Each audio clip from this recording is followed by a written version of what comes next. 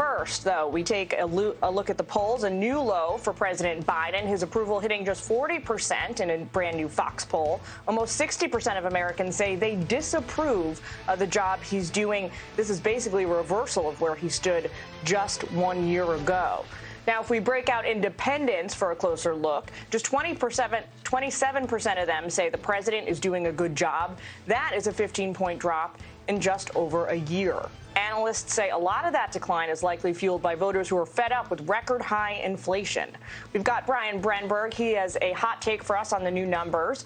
First, we go to Karl Rove, former Deputy Chief of Staff to President George W. Bush. He's also a Fox News contributor. Good afternoon to you, Karl. So we are now, by my count, and I'm not very good at math, about 4 months out from the midterms. Republicans nationwide hold a 3-point edge over Democrats. What odds do you give that holding? Pretty much things get baked into the cake in June and July, and that's where they are when you come around to voting in October and November of a midterm election. So it's baked in. And what's amazing is how badly the president is doing on major issues. These are his disapproval numbers on major issues. Biggest issue, obviously, inflation and the economy. 73% disapprove of his handling on inflation, 68% on the economy, 61% disapprove of his handling of immigration, 59 on guns, 57 on energy, and 55 even on Ukraine, where he's generally been given pretty good marks. So the president's in bad shape with the voters as he comes forward to the midterm election. Well, Karl, I don't want to overload everyone with numbers, but if you add up the sum total, what you just laid out for us there, we come to this stat that 27% of American voters nationwide want President Biden to run for re-election in 2024. Break that down for us. Well, look, I've felt for a long time that the Americans are not going to nominate, and Democrats are not going to nominate an 82-year-old to running for a second term. They knew he was old. They knew he was sort of, past the due date on the shelf, but they voted for him in order to have change inside the White House. But the idea that the president is going to run for re-election is just, to me, a pipe dream. I understand why politically they think it's necessary not to say that, but believe me, he is not going to be the nominee of the Democratic Party.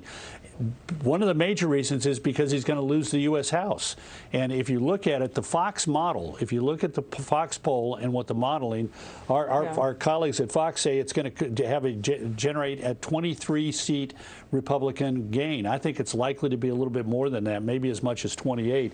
But assume for a moment it's a 23. That would mean that at the end of the election, there would be 236 Republicans in the House to 199 Democrats. After the 1994 election, when Republicans took control in 1995, for the first time in 40 years, they had 230 members. So even if you take a relatively conservative look, they're going to have a bigger majority in 2021 than they had, actually 2023 than they had in 1995.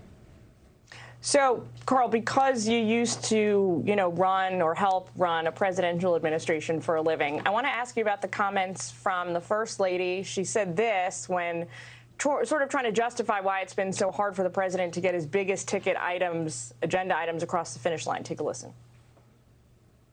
Oh, we're pulling up a full screen here for you. We don't have sound on this. Here's Dr. Joe Biden. She says he's just had so many things thrown his way. Who would have ever thought about what happened? The Supreme Court overturning Roe v. Wade. The gun violence in this country is absolutely appalling. We didn't see the war in Ukraine coming. He had so many hopes and plans for things he wanted to do. But every time you turned around, he had to address the problems of the moment. Karl, have you ever seen anything like this before? Cascading problems that a president has to focus on rather than the agenda items he cares about? Well, first of all, every president faces unexpected events like this president's had to face. I'd say, though, that Dr. Biden is missing the forest for the trees. President Biden came into office having never created the expectation that he would bring about radical transformation of America, which is what he proposed in the American Rescue Plan and the Build Back Better plan. Suddenly, he was going to be the most transformational president since at least Lyndon Johnson and probably FDR, and certainly more than transformational than the man that he served as vice president to, Barack Obama. None of us were prepared for that. He did not go out into the campaign and say, I'm going to be a transformational president with radical agenda to change America. He said, I'm going to be a normal guy, a traditional Democrat, and I'm not going to be in your face like President Donald Trump has been every single day. So he ill-prepared the American people, and he had a razor-thin margin in the House and a 50-50 Senate, and yet he was trying to do things that were bigger than LBJ, bigger than Barack Obama, bigger than FDR. He was set up for failure, and it's his fault, not the fault of events which occurred in many instances more than a year into his administration, and some of the problems of which he created. For example, the inflation problem, which he created by pushing for a nearly $2 trillion stimulus bill at a time when we were already facing the likelihood of growing inflation. He just simply made it worse. And, you know, fair or not, presidents, at least when it comes to their long-term legacies, are usually judged by those things you just laid out, how well they respond to unforeseen crises and how they steer the American people forward rather than their own agenda implementation. All right, Karl, we got to leave it there, but I could talk to you all afternoon. Thanks so much. You bet. Thank you, Jillian. Hi, everyone. I'm Brian Kilmeade. I want you to do me a favor. I want you to click to subscribe to the Fox News YouTube page. This is the only way that I know for sure that you're not going to miss any great commentary, any great news bites, any great interviews coming your way on Fox. You can get it all here on YouTube. So subscribe right now.